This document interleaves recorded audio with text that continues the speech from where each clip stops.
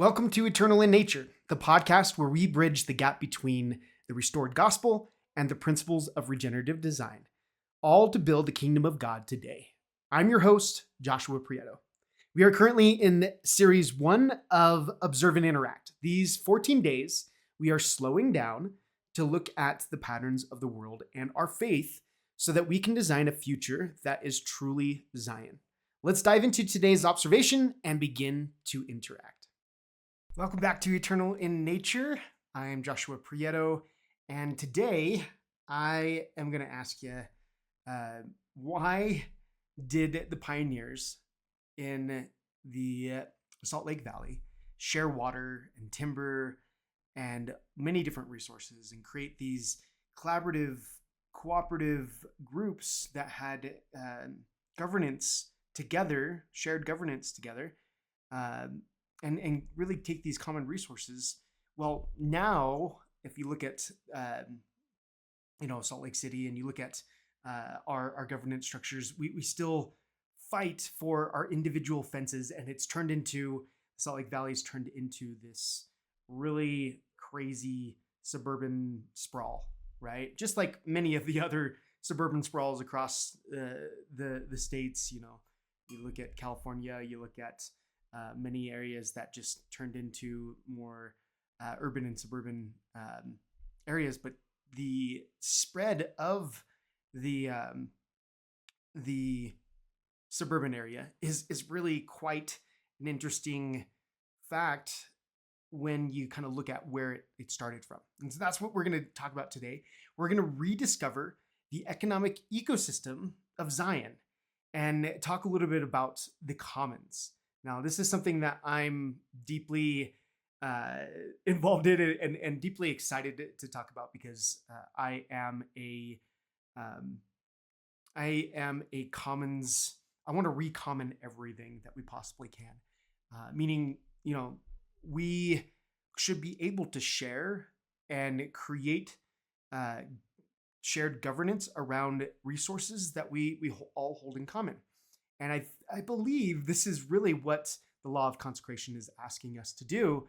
And the early pioneer saints that moved out west to Salt Lake City really kind of got this right. And so I want to share this kind of definition of what a commons is, and actually see if we can define what maybe the Lord's commons would look like. A commons isn't just free stuff. Now, if that's kind of what you're thinking, like, water, air we breathe, those types of things, or the internet is like a commons, right? We all have access to it and can freely get onto it, but sometimes it doesn't feel as free as we would like, right? It's actually more like a three-legged stool. If we look at common infrastructure, if one leg is missing, the system collapses and we have tragedy. And we'll talk about the tragedy of the commons. This is really what it is. So the resource is the gift that we get in a commons. It's the first part of those three great legs, right? We have things like land. Land is a common resource. Now we take ownership of it typically, but many cultures and many societies actually, anciently did not actually take ownership of land in a lot of ways, especially indigenous to the Americas and many indigenous cultures. They did not see the land as something to own. It was something to hold in common with other folks. Water, the air we breathe, even our ward's collective skills is a commons, right? In the LDS kind of terminology, we are stewards, and the earth is the Lord's. And so therefore it really we don't have ownership over these things. And that's something I think many of us have a harder time in our current economic structures, is holding ownership and rather than stewardship over something, right? The community is that second leg. And these are the stewards, right? We are the stewards. The community is the stewards in a common infrastructure. And the specific group of people who have basically agreed to care for said resource that we're talking about, that gift, right? That has been given to us. The ward, the stake, or the neighborhood, in early pioneer days, everybody that had settled in the Salt Lake Valley were of the same faith. So you could say the ward, the stake, and the neighborhood was the same thing. Here, now you look, I'm living in Bogota, but I'm from Salt Lake City, right? The grid system that was set up for the Salt Lake community was essentially these different districts and blocks, and you could say your ward, your stake, your neighborhood. Now these districts and blocks are still there, but it's less. It's more the neighborhood and less the ward, right? In the city. And so how do we govern as a community, as stewards for our area? That means that there's different stakeholders than just our LDS faith members, right? And we have to govern together as a community. So that's the second leg in the stool. We can't really kick out any one of these, or else it doesn't have the necessary pieces to be a commons that can be structured. And the third is the rules. This is like the covenant, right?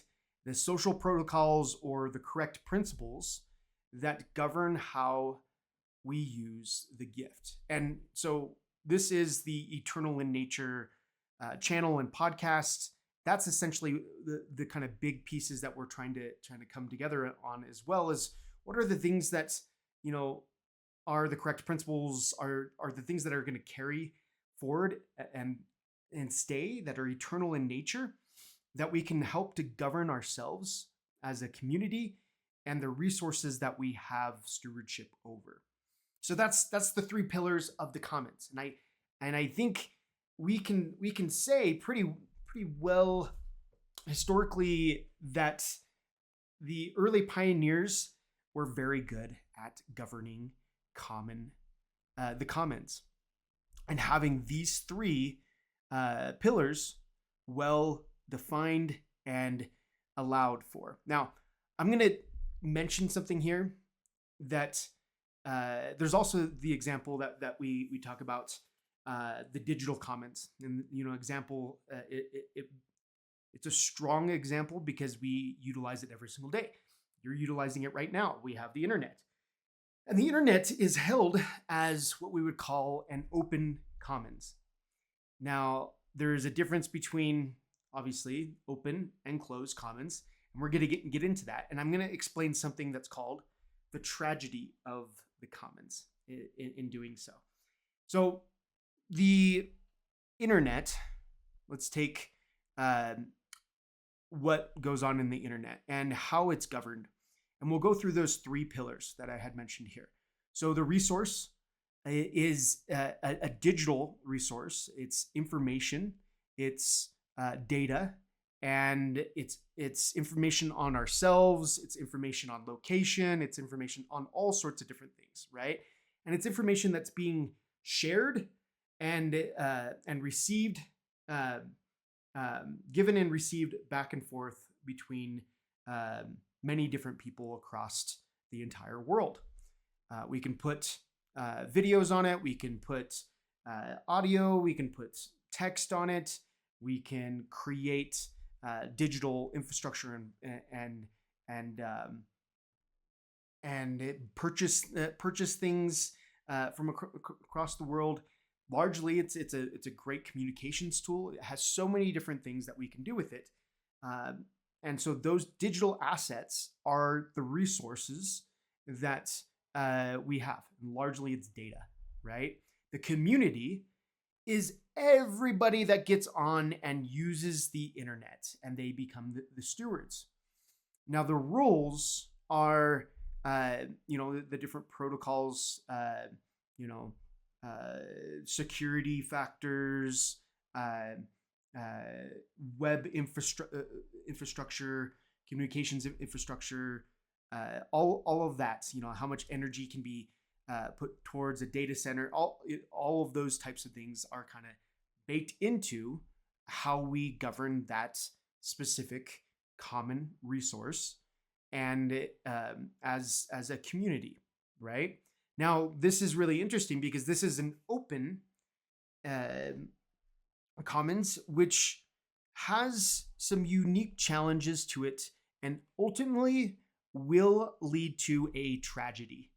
And when I say this, so when you look at the early days of the internet, and actually Utah had a great stake in the early days of the internet. It was, intranets connecting different universities, and the University of Utah, I believe. I don't know the exact stories of these early days in the internet, but and someone can definitely school me on this, I'm sure.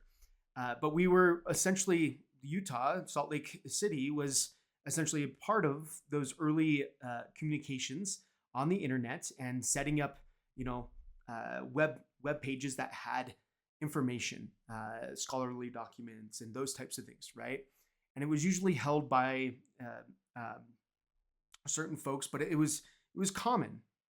People can, almost anybody that had access to the internet was able to get on and look at these things, and we were able to email each other back and forth or send messages back and forth. And those early days were really simple and very quickly expanded and started creating structure behind all of that, different protocols that were made. But because it was open, as time progressed, we saw a common thing that happens is it was exploited and extracted from, and the data that was on there, because it was readily available for everybody, people could take the data and utilize it however they wanted and create whatever they wanted from it, and it often hoard that information in certain ways. So I'll get to this in one way that we can recognize. So we all know three different companies, three really big companies that are pretty much govern this commons in today's world. In the World Wide Web, we look at Google, or Alphabet is the big company, right? Amazon and Facebook, right? Meta. Those three companies today run and govern the internet, and it's because they know how to control the data that comes through the internet, and they've created the systems, and they essentially have the say on how things are governed because they also created the technology infrastructure that all of the internet sits on. Social Meta really handles that all the way and handles the structure for all the social networking that we do these days. We have the infrastructure that Amazon has created for just about almost every website, and the Amazon web services and those types of things. Pretty much everybody uses that infrastructure for things, and it's now how we buy and purchase and hold and make transactions over the internet in many ways. And you see when one of these things go down, like I think last year, when the Amazon web services went down for a week, and we pretty much everybody couldn't use the internet, right? That's how easily these things can be created into fragile systems as they are exploited and extracted from. And then you look at Google and how they own just pretty much everything search, right? And the structures around how we navigate the web, right? So these things, when they're held in open commons, have the ability for that resource to be extracted and exploited. That's the same with land. That's the same with water. That's the same with air. It's the same with wood or a forest, right? That is held in commons. Anybody can go out and chop down the entire forest for their benefit if they have the right tools and ability to do so. And there's no one stopping them from doing that, or polluting our air, for example, in the Salt Lake Valley. you can put up a bunch of refineries like we've done in the northern part of Salt Lake City, right next to a very easily air polluted area, right? Because of the inversion in that valley where the air can just sit and linger in there. And no one can do anything about it unless we protect the commons. We protect and enable the resources in the commons to be regenerated and keep that for future generations, for the community, and have rules that allow us to govern that together, where we have a fair share. Now, that is what I really wanted to kind of unpack with the 3 pillars of the commons. This is leading me to talk about the tragedy of the commons. And there's a wonderful paper introduced by Garrett Hardens, I hope I'm pronouncing that right, called The Tragedy of the Commons. And he defines the tragedy in a very simple way. If let's just say we have a field, a prairie area, if everyone takes and puts their cattle on the field, and everybody has access to put their cattle on the field, everybody takes for themselves.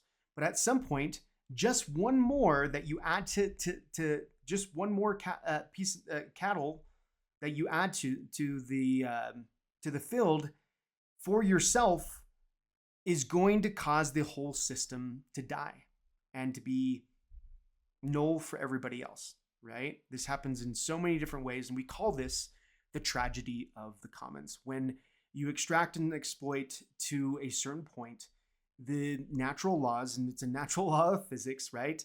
If we redline an engine all the way and utilize its max capacity for a really long period of time, or a long enough period of time, we blow the engine up. That's a law of physics, right? And that's essentially what happens with common resources.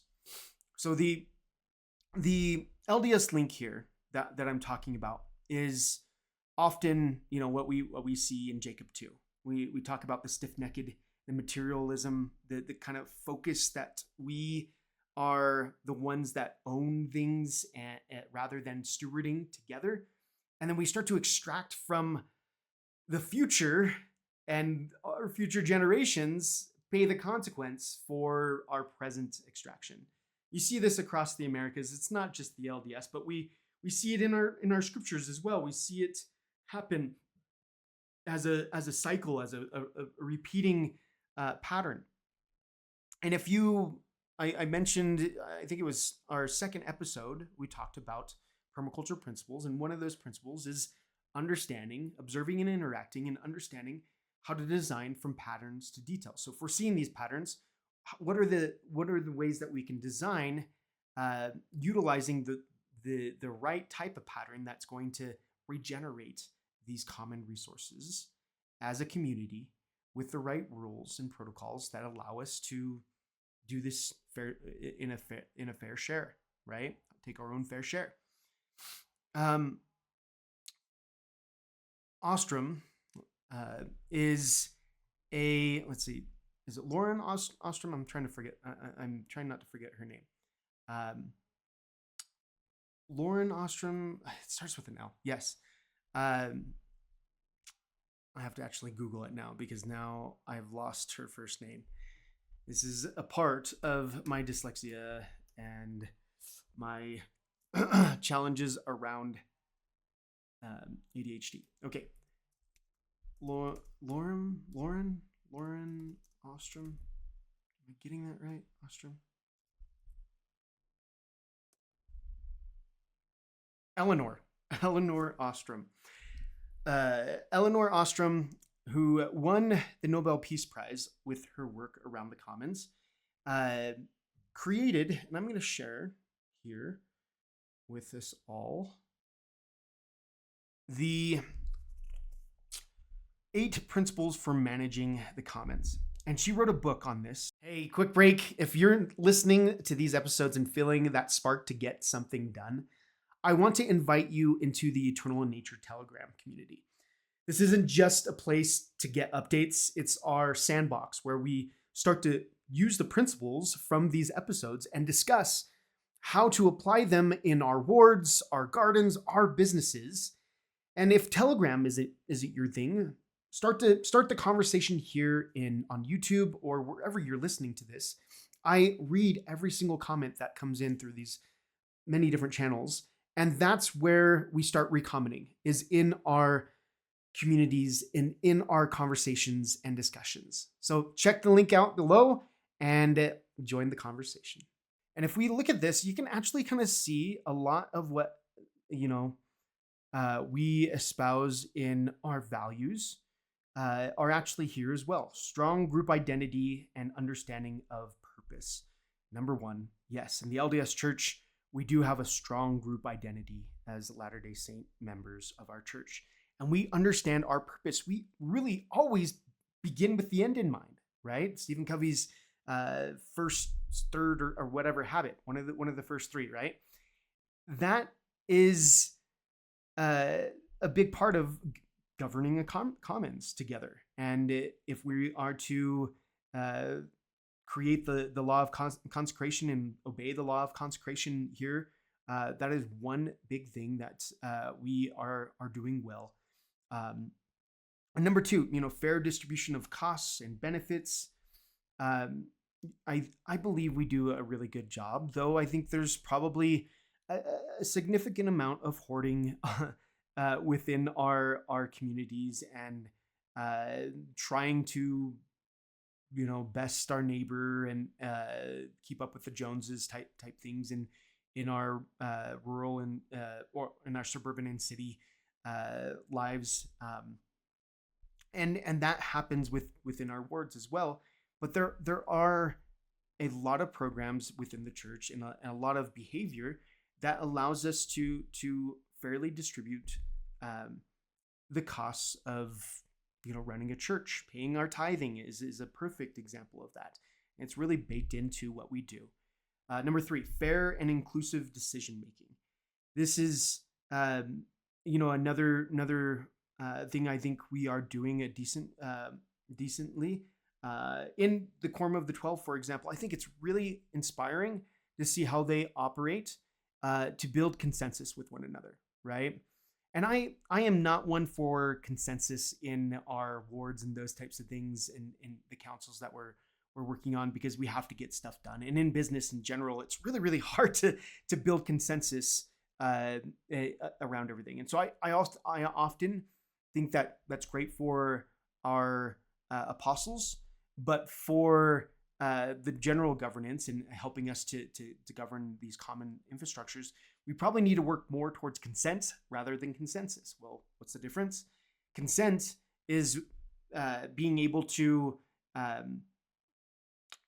agree that this is good enough for now and safe enough to try. And consensus is if we all have to agree that this is the way we move forward, or we don't move forward at all, right? Consent, you can have someone that consents and doesn't even say anything, and they consent enough because it's good enough for now, safe enough to try. I don't want to put so much energy into it. I don't have to say everything about it, right? So if someone doesn't say anything, it's good enough for now, safe enough to try, and we move on, and we get consent over consensus. So there's decision making that allows us to do this fair and inclusively across all different stakeholders. If we are missing a stakeholder within the ecosystem, we have to address it, right? We have to understand, and we have to see why we aren't addressing it. It's a really important thing to govern a commons, because you'll get someone that, let's just say, if we totally didn't even care about the farmer, we didn't care about the person downstream in a water scenario, we would really run into some strong challenges there, right? So number 4, monitoring agreed upon behaviors. We once we understand how we are supposed to collaborate together to govern the resources and steward the resources together and have rules, those have to be monitored.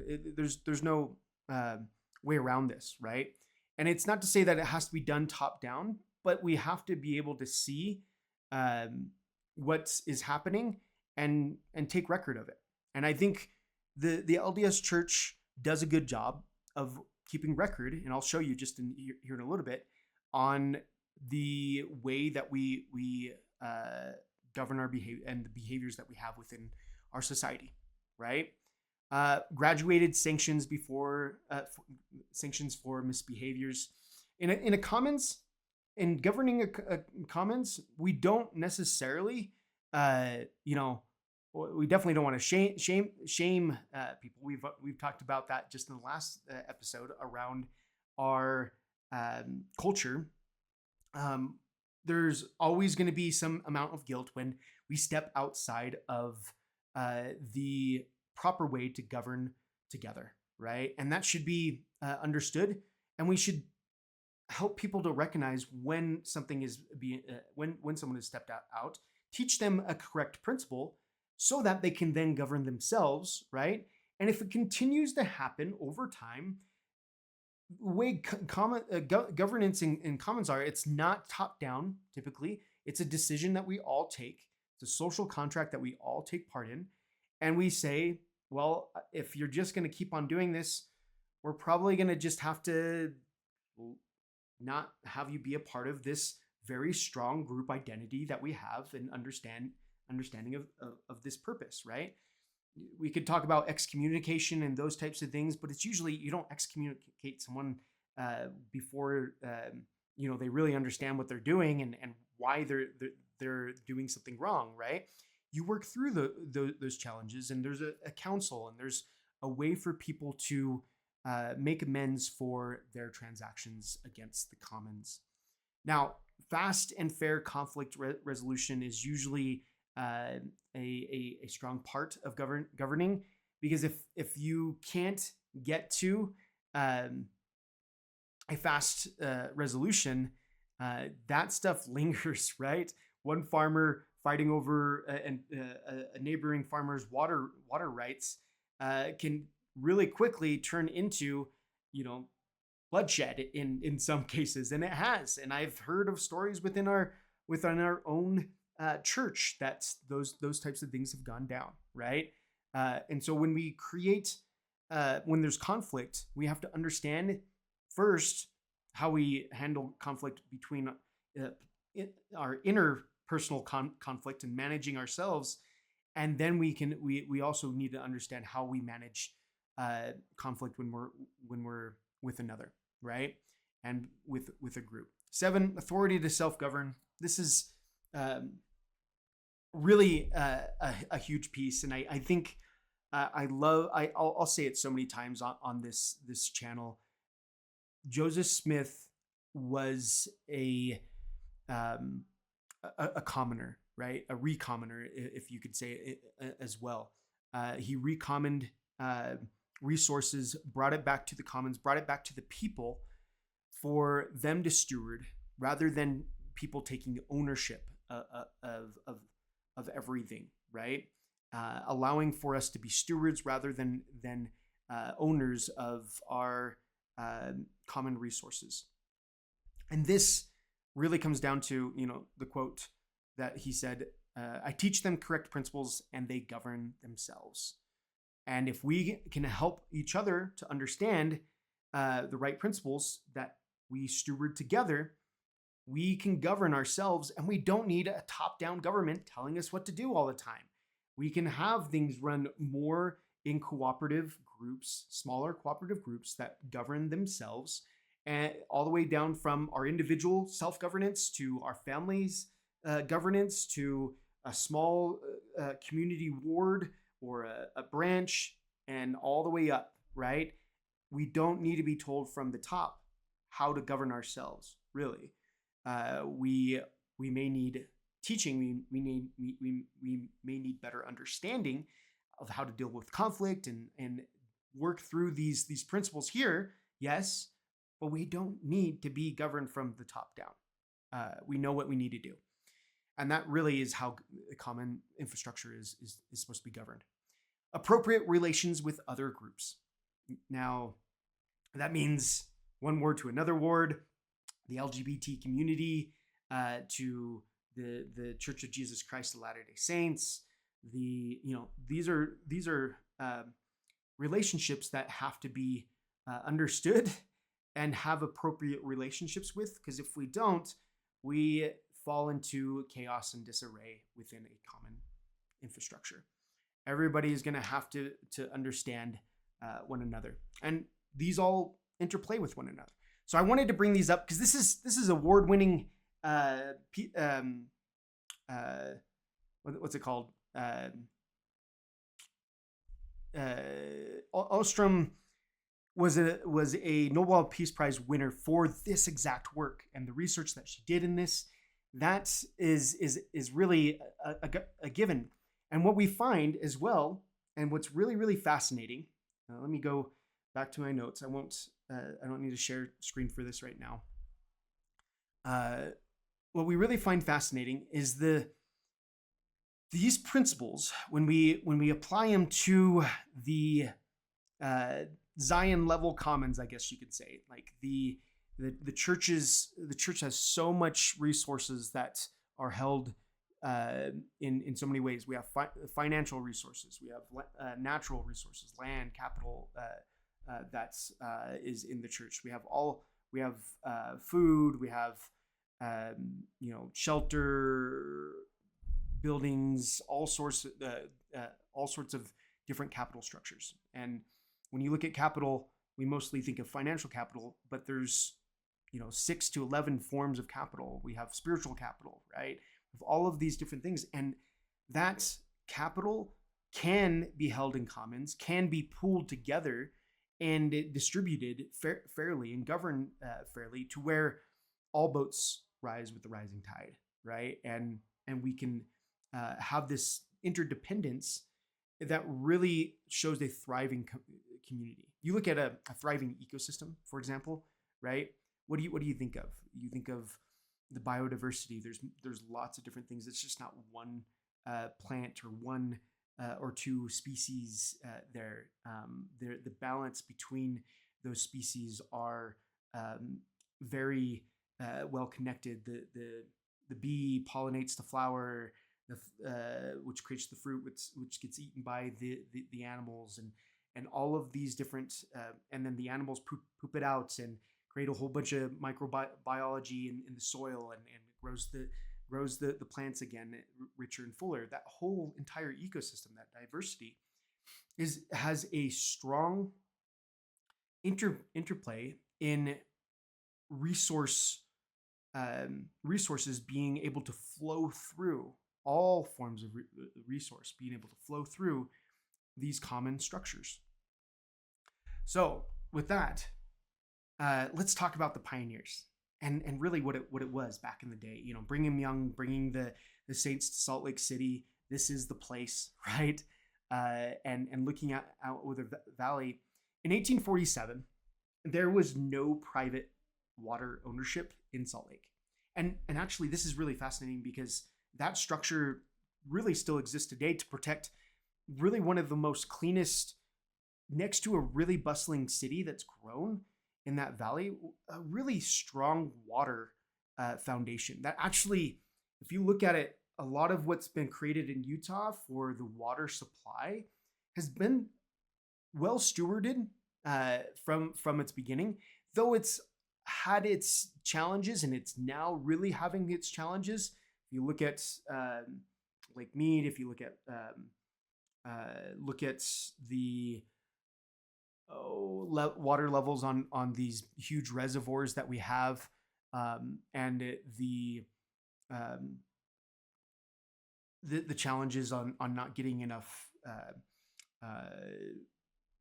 or the melt of the snow caps melting too fast so it doesn't sink into our watersheds. Those challenges are really existing more now than earlier, obviously, because there's a bigger population in those types of things. But it means that we have to design better, and we have to manage that commons in a much more efficient and effective way. But the beginning of it was quite beautiful. And I'll share my screen again. because I think this is really, really cool. And again, I always share my resources for each of these, so you can pull up the resources in the notes below if you're on YouTube, or if you're viewing this on Spotify or whatever. It's in the show notes.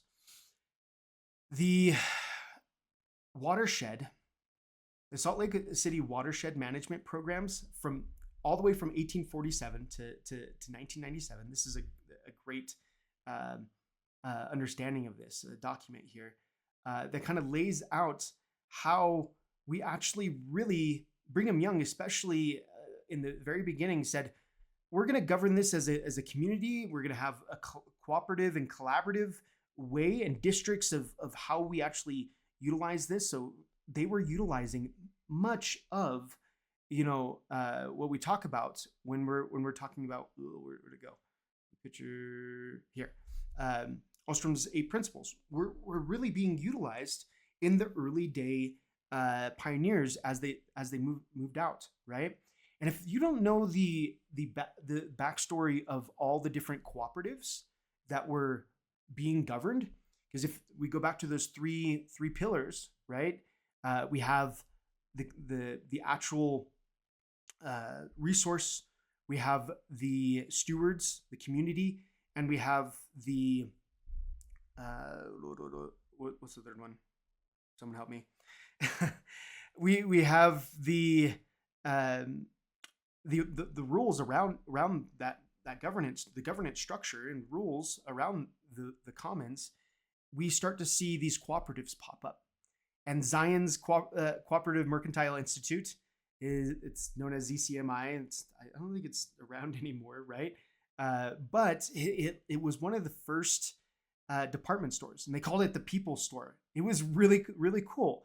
And this is not the only one. They gathered a bunch of folks into a community, and they started governing the resources that were held together, which was space, infrastructure together, many merchants coming together to sell, and the people being there and being organized, all of those resources, even though you can't really see them, and people were buying goods. And so the goods were not necessarily the thing held in commons, because they weren't freely available for everybody, but the space to sell those types of things, that type of governance structure, all of that cooperative infrastructure, that was common material or common resources for the people. And this is just one example. The entire Salt Lake area was built upon these types of commons. They had commons for milling. They had commons for utilizing the rocks and granites that they were building for the temple. All of these different things were governed in a common cooperative structures, which is beautiful. We don't really see this today so much, right? So I suggest you look into some of the history that comes into how we've governed our resources before, why it was so fascinating and definitely inspired. And we really do have a lot of this history in the church to be able to track back and see, like we were talking about earlier, to monitor those agreed upon behaviors and how I think they've gone very lax in our latter days, and in the capital system that we have right now in Salt Lake City. We can say it thrives really well, but we're not governing in the same way that we did in the past with our common resources.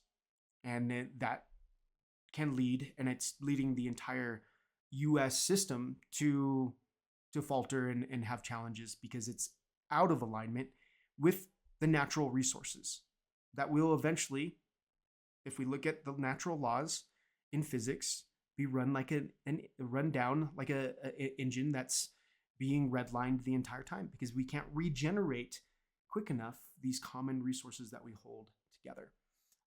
This is what it means when we're building up the kingdom of God We are given stewardship over these resources, and there are rules and natural law that has to be followed in order for those common resources to be stewarded and protected and enabled for the use of man and for everybody else, for all stakeholders, right? Okay, so I'm gonna get off my high horse on this, and what's this one? Oh yeah, this is the irrigation system. Talking about the irrigation system. I will give these resources out.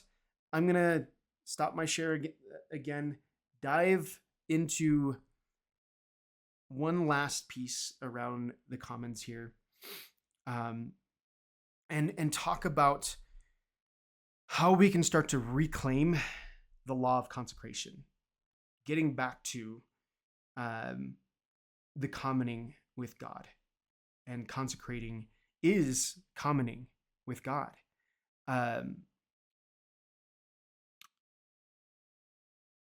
How can you, as a member of the Church of Jesus Christ of Latter-day Saints, take the resources that you have and bring them to a pool with others so that we can share? What is something that you have that is held in commons with others, or can be held? Because you can give stuff up to the commons as well. Our land, a lot of times, our temples are commons, right? They are protected commons.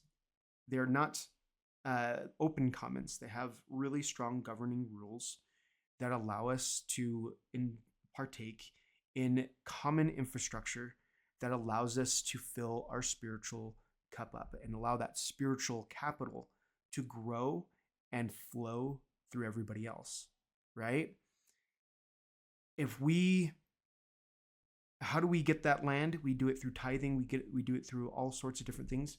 If we start to recommon the things God has given us stewardship over, we can really do some amazing things. And it doesn't have to be big. It really doesn't. Think of this. There's a few fun ones that you can do within your ward. What if you bought a tool recently, right? And maybe you use it just a little bit. Maybe it's a circular saw. Maybe it's a lawnmower, right? You just bought this lawnmower. It's in good repair. You use it only on your lawn once a week. But in the other time that you don't use it, it could be used for your neighbor's lawn. It could be used for everybody's lawn to some degree. If it's well kept and maintained, and other resources can be utilized to then repair and keep it healthy and be regenerated over time, right? So it's a tools commons. How can you take a tool that you have, put it into a common infrastructure, govern it together as a community, and bring in some laws? So we now have those three pillars. And instead of creating an open commons where anybody can come in and take and extract and exploit that particular tool to where it's run in the ground and no one else can utilize it anymore, there's actually some governing rules. And we go back to Ostrom's 8 governing criteria principles right there. We even have even more easier or more official structures that will fit into our current laws that are out there, right? We can create common infrastructure laws that will protect and enable those resources and the community and the flow of the capital that goes into those resources, the human capital, the whatever capital, right? So that's one thing. Do you have a tool that you can maybe give up to the commons? And in the beginning, it might be that you just share it with a neighbor. I grew up in a very suburb area, and one thing that I really enjoyed that a few neighbors did, one of my family friends and the 4 neighboring lawns, they did this together. It was a commons play. They took down their fences and they allowed everybody on backyard was completely open. The front yards, had kind of fences and everything, but there was everybody was on half-acre plots, right? So we had an entire block of backyards that butted up against each other. There's, I think, 5 lawns. Eventually, people started blocking off their fencing off their stuff as people moved away and new houses came in. But there's still 3 of those houses that share a common space, a backyard. That was something simple, right? Let's just not put up fences in our backyard, and we can share. There was like four different trampolines. There was people would bring their 4-wheelers, and if they didn't really trash up the lawn, they would roll through the 4-wheelers. There was a train for toddlers for younger children that we would hook up to the and this still happens, right? Hook up to the back of a 4-wheeler, and we would drag the kids around. We'd go sledding in the backyard, and if you were friends with that block, you can go share in that space. It was great for football. It was great for night games. All sorts of different things. That's just one possible idea. There's also another one, like, why aren't we gardening together, right? In that backyard, there was a few gardens that you can come and work with. But there's a really simple one here that you can do that farmers have done for years and held a commons of seeds and seed sharing, right? We used to do this in the pioneers did this. It's been a really basic common structure, but now we have Monsanto. We have these seeds that are actually property of companies that we can't even actually share the seeds any longer, right? Because they're copyrighted and now they're personal property of these businesses. This is a part of the challenge that we have with the commons. It gets extracted and exploited from, and now even within a seed library, we can get in trouble from the law by having someone else's property in our seed banks, which is really quite crazy. So this is some areas that you may or may not recognize. You have the power and the influence to do directly in your own wards at this moment, right? And it doesn't take a lot. Even if you don't have the power or authority to do some of these things, it only takes you talking with another person in your ward and setting some strong community guidelines, finding the 1 or 2, what would you call them, areas that you can find a strong group of people that really have an identity together and have a shared purpose for coming together, that you can then pull resources together, find ways to build common infrastructure, and then govern it together. This is something I don't know why we aren't doing. It feels so like common sense for the building up of the kingdom of God. And this is not just, I use the example of Salt Lake City because it is kind of our pioneering heritage within the church, and all roads in the church lead to Salt Lake City in many ways, right? But I'm here in Bogota. I am working on common infrastructure. We have a shared park, shared green space in the back. I'm in Bogota. It's a really dense populated city, but in many ways they allow for these common areas to be governed, even though I have the municipalities and whatnot coming and mowing down the lawn and whatnot. I can block off and I can go guerrilla garden in a certain area. There's people that will just plant a fig tree in the backyard. That's a common space. That doesn't necessarily happen in in such and such areas in the states. I rarely see that, and you usually have to like um, uh, go get it past the code or whatever. You have to work around the code structure. Here, you have guerrilla gardeners all over the space. We have a gardening program down the street where we turn our food waste. We turn over our food waste, which is a common. You think it's waste. It's actually not. It's actually a common resource. It's a common good that we can turn into nutrients for our gardens, and we create these pollinator gardens on the side of the roads. And they're beautiful flowers because just about everything can grow in Bogota, and it's not a temperate climate. It's perpetually growing things, right? So we grow these trees, we grow these pollinator gardens in the middle of a city, and this is common infrastructure that we can do right now in this place. And it requires different stakeholders. I have to work with lots of different folks.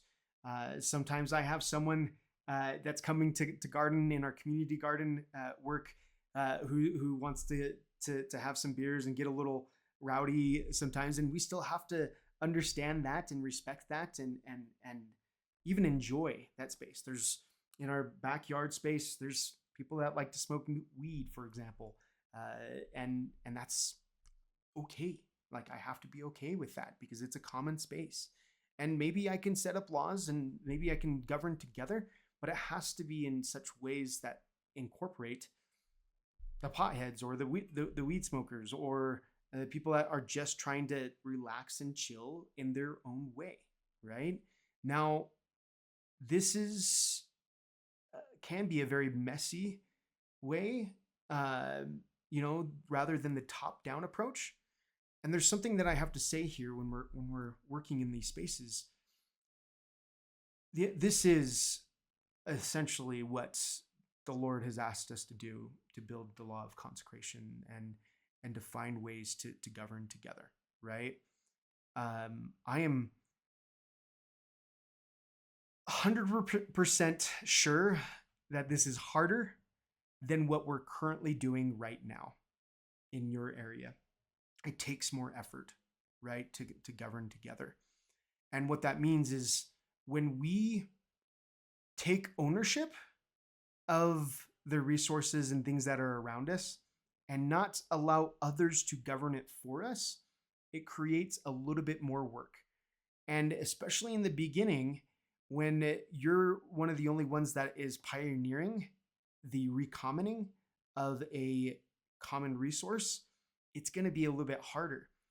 But as more of us do it, it is actually tremendously giving us more freedom to live the way that we want to live and to not be dictated by large governments above us, right? Something that we don't have any control over because the rich and the powerful will, and in the states, I believe it's a deep state at this point, right? A deep state that governs everybody's thoughts and distracts us, but will give us what we need in some ways, and in other ways tell us to look over there, and then steal the rug out from under us, right? That is disempowering. That is less freedom. But it does take more work to manage something when you say, now we're doing this together. I'm not going to allow the local city to say, we're just gonna water this park, nonstop, waste a bunch of our water, and then I'm not gonna be able to have access to that water myself in the future, or from future generations to have that, because it's then been depleted and we dry up in a desert, right? I'm not gonna allow that to happen, but I have to take control over that. And it requires you to do your part and everyone else to do their part as well, which is a really much more active approach when many of us have fallen into the trap of allowing everyone else to tell us what to do and tell us why we need to do it and why this gets put this way, right? That is not allowing the sovereignty of each individual, in my opinion. Yes, we do have social contracts that we've said, okay, let's allow that to happen. But we can also change those social contracts to where we take more responsibility. We take more ownership, stewardship of what we're doing. I want to conclude with a small tease here. We've talked about the social contract that we want to change towards governing correct commons infrastructure together. Tomorrow, we get to talk about the geography of all of this, right? Where are these things happening? We are a global church. So episode 5, this is going to be the kind of, we're wrapping up the first week. We're going to have 2 more episodes this week that help us to get these base understandings. And then we're going to really start diving in on a lot of the fun ways that we can utilize these base understandings to create common infrastructure together to build up the kingdom of Zion, of God. And this tomorrow is one of those kind of educational pieces where we learn to think global and act bioregional, where we look at ourselves as a global church and a huge ecosystem with many, many resources that can be distributed over, but we act within our area. And we have been told this by our churches to thrive wherever we're at, right? Our leaders have stressed this in so many ways that we can build up.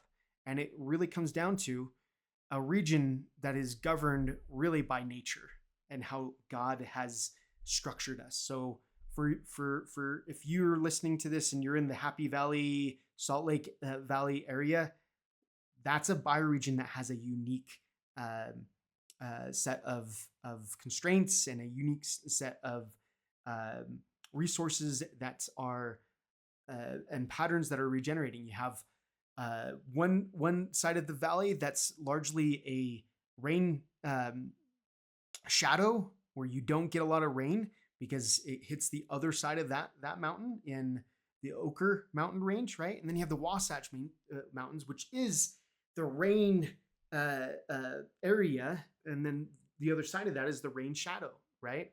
And so there's one pattern in there. You have 2 lakes, and you get the lake effect that brings a lot of the water. You have the high mountains that freeze the water and hold it, and then slowly trickle it into our watersheds that then move that downstream into aquifers and all sorts of different things. And we got to learn to manage that bioregion in a certain way. You have people that are living in the Great Plains that have covered it with monocrops, but now need to learn to build grassland, rebuild and recommon the grasslands again with large, they used to be buffalo, with large cattle or large mammals that grazing mammals, right? These are all things that need to be understood bioregionally and have a greater context around what God has placed before us and managing and stewarding those resources in a responsible way. So we'll talk about that tomorrow. That's the geography part and study that we're going to be doing tomorrow. I'm excited for that. I hope you are too. Let's dive into it. And if you haven't already been thinking of this, let's steward that gift that we've been given, right? Let's follow those principles that we've been told to follow, and let's stay eternal. Let's stay eternal and build up the things that are eternal in nature. Thank you so much. Bye for now. See you tomorrow. Thanks for joining me for another episode in the Observe and Interact series. If this sparks something within you, hit the like button. It really tells me and the algorithm that this is a conversation that matters. Also, be sure to subscribe and turn on notifications. Each episode in this series will be released daily at 4 p.m. Mountain Standard Time. So let's keep our focus on the things that are eternal in nature.